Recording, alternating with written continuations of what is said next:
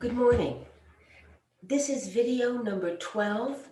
I am going to be showing you another way of solving for propagation of uncertainty. I'll be using specifically the problems number 3 and 4 in your pink workbook.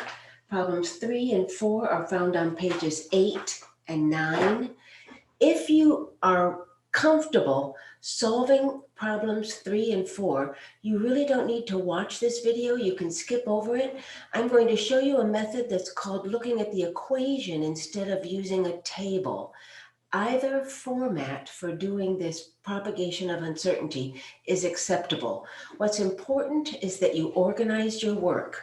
So I'm going to show you how I would propagate uncertainty for problem number 3 on page 8, starting with the equation. I'll share my screen and proceed. All right. Problem number 3 is this equation.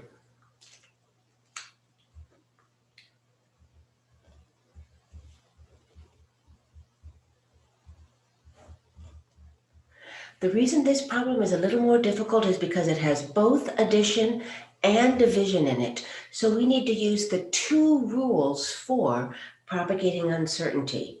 Now, of course, first you would do the math. And I'll trust that you would do that right here, and I'll move on to propagating the uncertainty. So here's how I would do it with an equation. I would write the equation,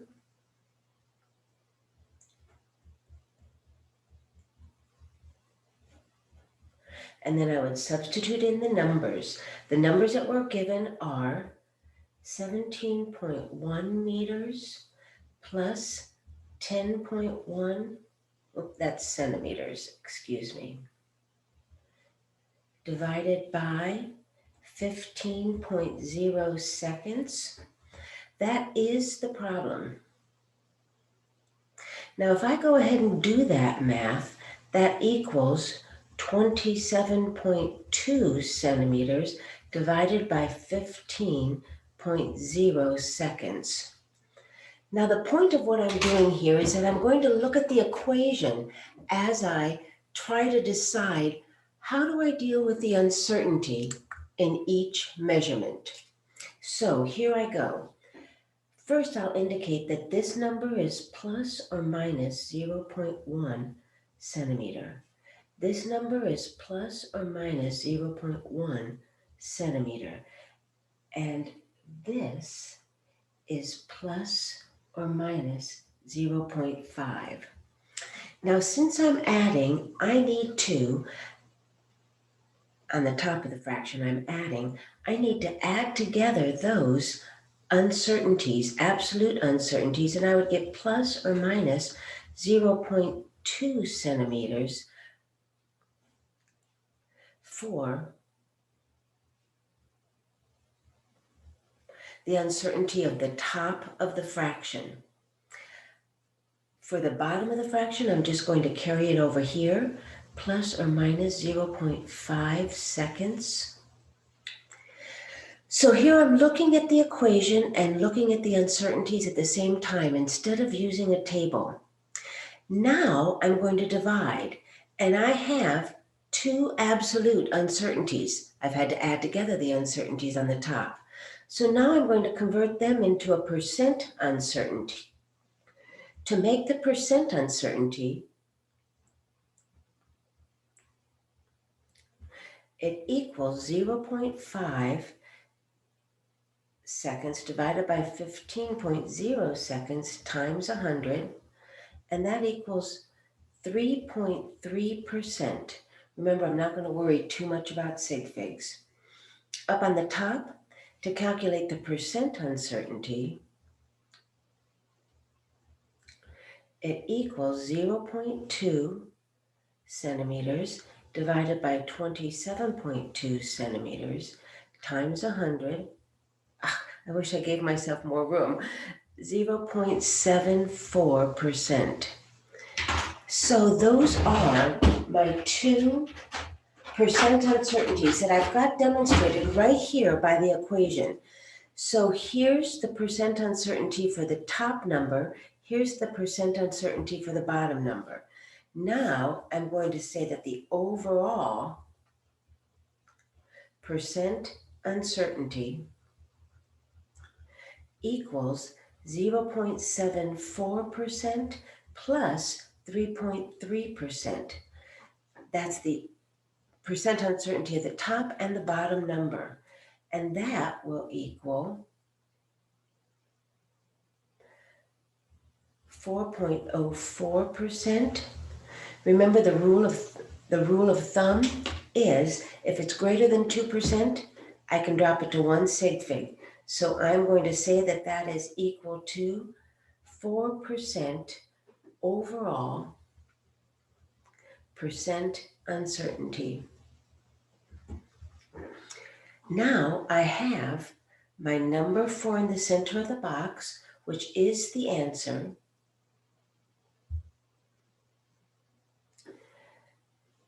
If you were to do this math, that answer is 1.81 centimeters per second. I now know that I'm going to add 4% and subtract 4% as I calculate the rest of the visual diagram. Remember, this is the overall percent uncertainty, and this is the overall percent uncertainty. Now I need to turn this percent uncertainty into an overall absolute.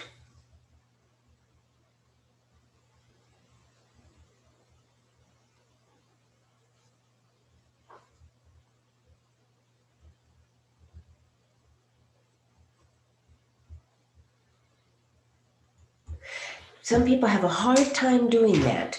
What you do is you take 4% of this number, 4% of this number. You would do that by taking 0.04 times 1.81, and that would give you plus or minus 0.07 centimeters per second.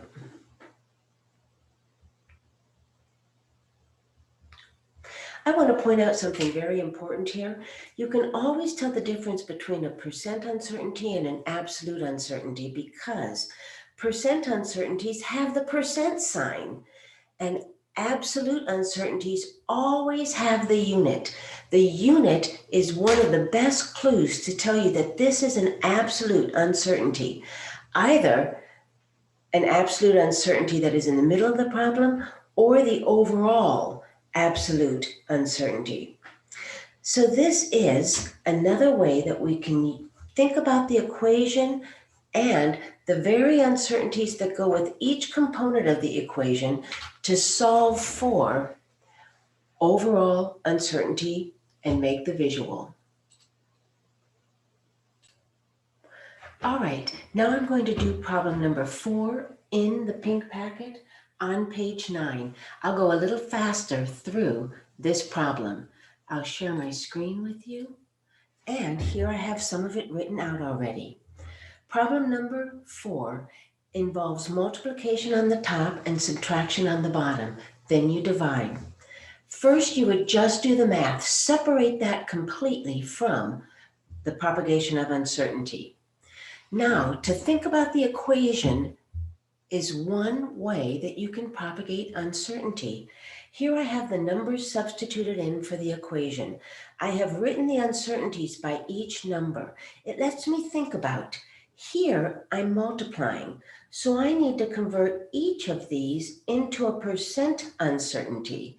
And I would do that by taking 0.01 over 5.70, and that would equal 0.18% uncertainty. Do the same thing with this uncertainty, 0.01 divided by 2.6. This would equal 0.38% uncertainty. Taking 0.01 meters divided by 6.25, this would equal 0.16% uncertainty. So here I have the percent uncertainties that are individual for each piece of data. When I look at this absolute uncertainty, I have to add these together. So the sum of the percent uncertainties would equal 0.72%. That is adding 0.18, 0.38, and 0.16. So now I've got the percent uncertainty for the top number. For the bottom number, I'm subtracting.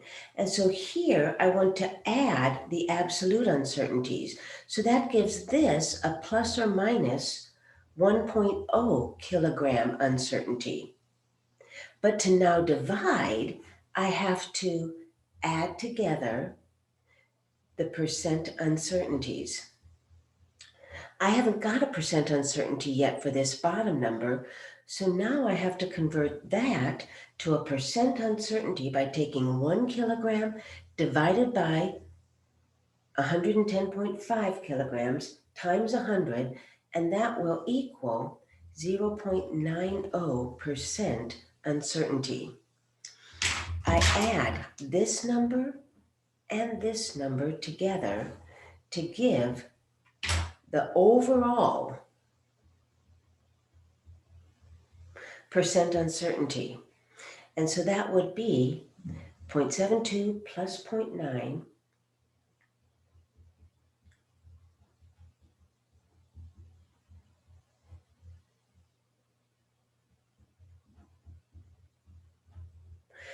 and this would be the overall percent uncertainty for this value, this calculated answer, by taking each of the individual uncertainties, propagating them through all the mathematical operations, knowing when you add absolute uncertainties and when you add percent uncertainties, I get an overall percent uncertainty of plus or minus 1.6%. Since that's less than 2%, I'll keep 2 sig figs. So now I make my visual. I know this is 0.838 meters cubed per kilogram. I know that this is going to be plus 1.6%. This will be minus 1.6%. But I can't get these numbers until I calculate 1.6% of this number to get this number. Calculate 1.6 of this number to get the overall absolute uncertainties. Then I can add and subtract the overall absolute uncertainties to get my two ranges, the highest and the possible acceptable answer based on my uncertainties. This format I would call using the equation to propagate uncertainty. You would have to keep this very neat. I would probably do it once on scrap paper and do it again neatly, because presenting your work with annotations, always telling me what you're doing using an English phrase rather than just the math. Communication is essential when you show both your mathematical work and your propagation of uncertainty. So I hope this is one more tool in your toolbox to help you with this idea. This equation might be an easier way to propagate the uncertainty in our lab, the heat of a burning candle. See you later. Bye.